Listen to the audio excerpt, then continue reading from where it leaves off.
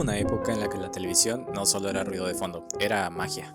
El momento exacto del día en el que dejabas la mochila tirada, buscabas algo para comer y te sentabas frente a la televisión sabiendo que por 20 minutos todo iba a estar bien. Para millones de niños alrededor del mundo, ese refugio tenía una dirección muy precisa, fondo de bikini, y en el centro una esponja amarilla con risa absurda que de alguna manera nos hacía sentir en casa. Para mí, Bob Esponja fue más que un dibujo animado, fue una compañía, fue una voz alegre que me esperaba de vuelta de la escuela, fue aprender que la felicidad podría estar en un trabajo repetitivo, en una casa dentro de una piña, o salir a pescar medusas sin ningún plan más grande que pasarla bien. Y antes de hablar de su caída, quiero recordar de dónde vino toda esta magia. Stephen Hillenburg no era un escritor cualquiera, estudió biología marina, dio clases, dibujó cómics educativos para que sus alumnos entendieran el océano, tenía el ojo de un biólogo y el corazón de un artista, y cuando en 1999 Bob Esponja debutó en Nickelodeon, rompió el molde de lo que se suponía que debía ser una caricatura moderna. No gritaba para llamar la atención, no necesitaba ser edgy para sentirse fresca, era simple y justo por eso profundamente singular. Desde el primer episodio Help Wanted, o mejor conocido como El día que Bob Esponja agarró chamba,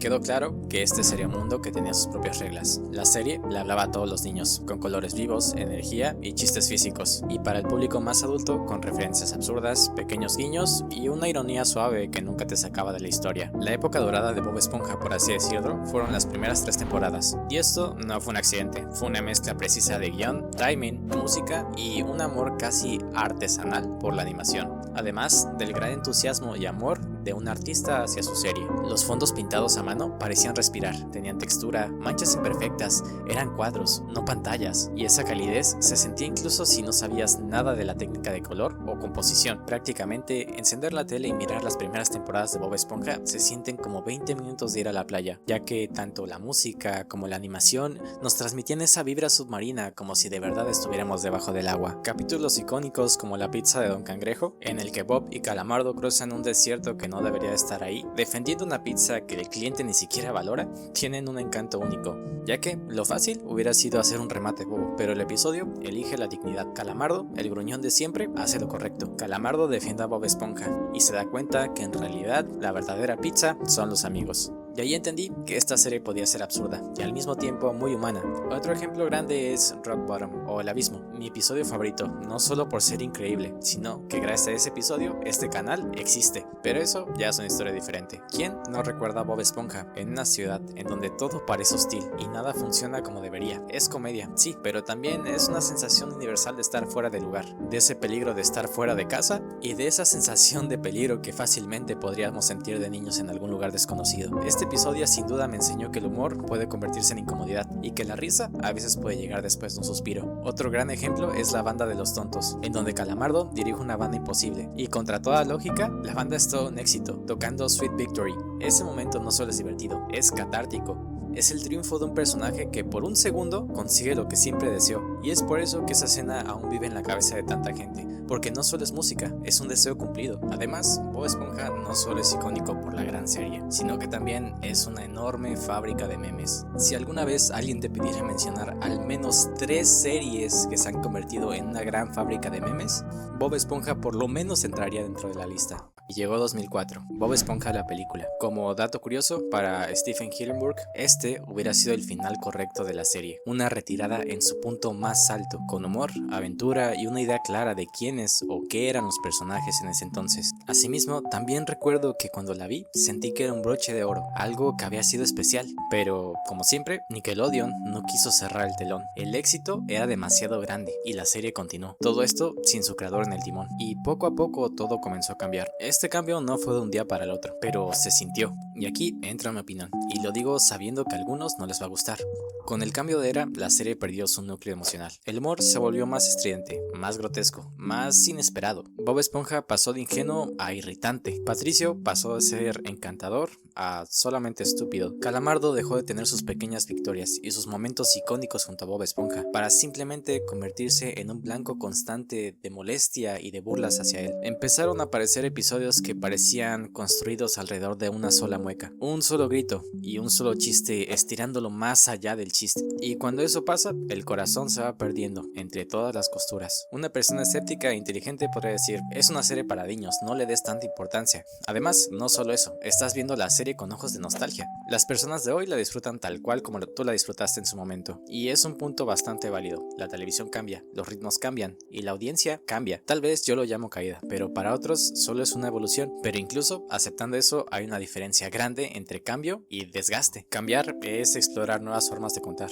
y desgastarse, que creo que es lo que le pasó a la serie, es repetir fórmulas hasta que solo quede un cascarón vacío. No todo lo que vino después fue malo, sería injusto afirmarlo. Hubo episodios e ideas ingeniosas, movimientos visuales inesperados, chispazos que me sacaron alguna que otra sonrisa honesta, pero solamente fueron eso, chispazos, no fogatas. Y cuando una serie se sostiene por décadas, una chispa aislada no basta para volver a encender ese brillo que tenía la serie. Asimismo, tras el triste fallecimiento de su creador, el negocio se impuso. Bob Esponja dejó de ser una serie carismática y se volvió simplemente una fábrica de oro. El negocio se impuso. Las películas nuevas, especiales spin-off como Camp Coral y The Patrick Star Show, que fueron un fracaso, mucho contenido y sí, poca esencia también. Y lo entiendo, Bob Esponja se convirtió en la joya de Nickelodeon y renunciar a él sería de dejar de facturar. Pero desde el corazón uno se pregunta si la grandeza consiste en también saber cuándo terminar, en elegir el final digno antes de que la inherencia convirtiera lo extraordinario en simplemente algo más. De igual forma, quiero detenerme un segundo en algo personal.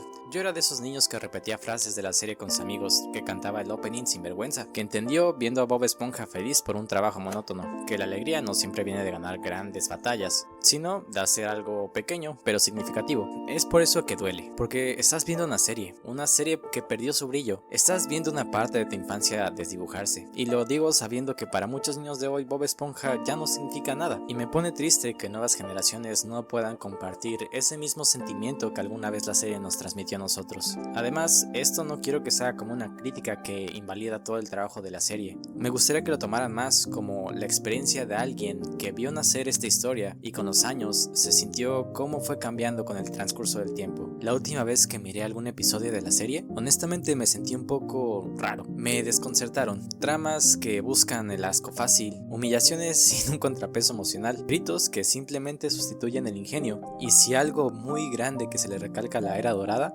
es que puede ser absurdo sin ser cruel, ruidoso sin ser vacío, y también veloz sin dejar de construir personajes. Y sin embargo, incluso en el medio de este ruido, a veces aparece un gesto, una pequeña frase, una pequeña parte de la esencia de la serie de la cual se sentía mágica. En el 2018, Stephen Hillenburg tristemente falleció, y para muchos fans, ahí debió cerrarse un libro que Nickelodeon insiste en mantener abierto, no porque haya que sacrificar a alguien, sino porque su visión le daba a la serie un norte claro. Hacer reír, sí, pero desde un lugar honesto. Desde entonces, cada vez que veo algo nuevo en la serie no busco enojarme, ni busco entender. Tal vez ya ni siquiera soy el público al que apuntan. Inclusive tal vez esa televisión que yo amaba quedó en otra década, y le estoy pidiendo a la serie que no cambie cuando yo ya cambié. Pero bueno, creo que Bob Esponja no solo fue una máquina de chistes en nuestra infancia, sino nos dio un poco de educación emocional a muchos. Nos enseñó a reírnos de nuestras propias torpezas, a querer un amigo que a veces no entiende nada, a soportar al vecino gruñón sin odiarlo, y a encontrar pequeñas victorias en días repetitivos. Nos mostró que un buen corazón, aunque sea ingenuo, cambia con la atmósfera de una ciudad entera, que la ambición sin freno, como la de Don Cangrejo, da risa hasta que deja de darla, que Plankton con toda su maldad solo quería sentirse suficiente.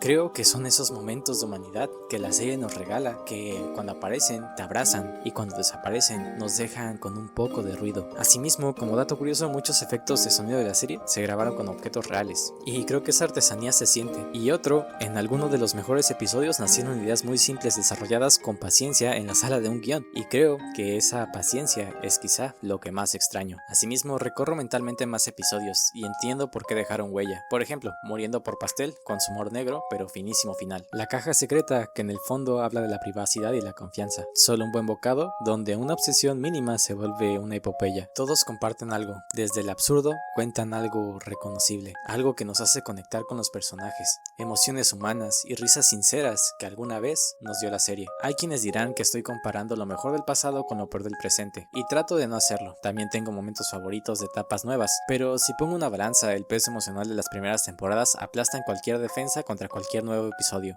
No por lo nostálgico únicamente, sino por su oficio, por cómo están escritas, dibujadas y actuadas, incluso musicalizadas. Es por eso que te pregunto, ¿Bob Esponja merece un mejor final? Tal vez sí, no por odio al presente, sino por el amor al pasado.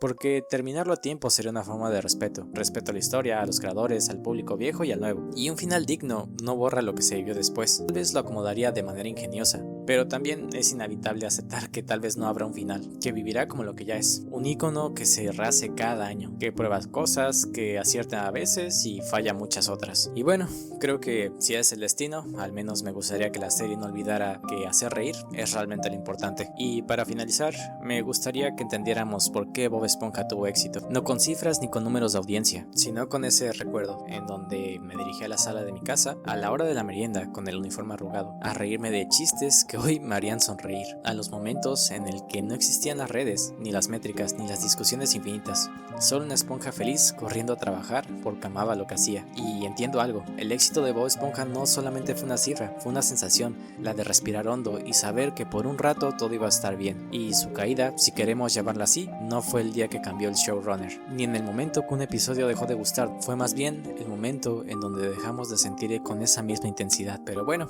aún así, las olas de fondo de bikini guardan recuerdos. Las olas se llevan cosas, pero también nos devuelven otras. Hoy cuando escucho un fragmento del opening o me cruza el meme de chocolate, las olas me devuelven ese pedacito de calma que podía recordar de mi niñez. Y pienso que el verdadero legado de la serie no está en cuánto dure, sino en cuántas veces nos hizo sentir acompañados, en cuántos niños y en cuántos de nosotros encontró un hueco de tristeza para llenarlo de risas. Al final, esta no solo es una historia de éxito y la caída de la serie, es más la historia de nosotros mirando una pantalla y encontrando un hogar. Y quizá esa sea la definición honesta de lo clásico, aquello que sin importar cuánto cambie, siempre sabe que el camino de vuelta está hacia nuestro corazón. Pero bueno, en fin, yo soy PM y nos vemos en un próximo video. Chao.